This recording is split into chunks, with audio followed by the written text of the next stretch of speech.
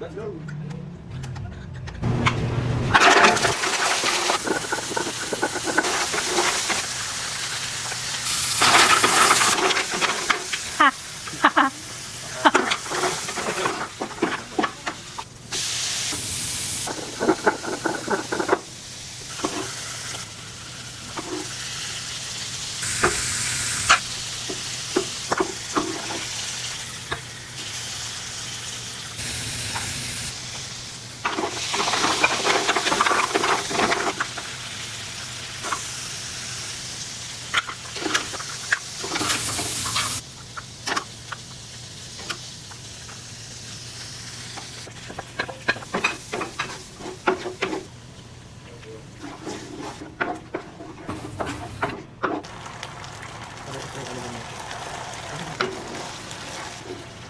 Walaan nyo na lang kung anong brand.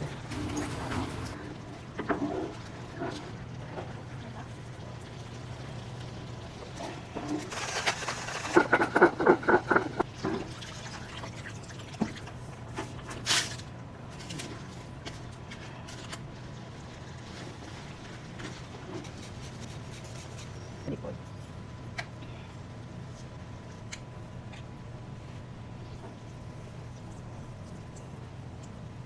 Arla cheesy cheddar. So, kapag ganyan na-mix nyo, huwag nyo na i-overcook yan. Turn off nyo na yung heat. So, yan. Al dente siya, pero saucy. Okay. Hindi siya soggy. Nalagyan na natin mga seafood.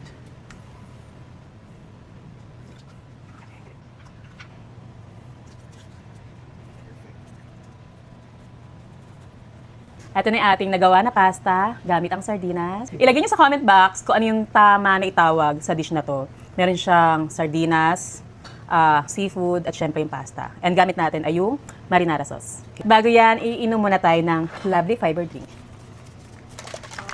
Para tayo ay laging glowy at hindi matadano ng kain.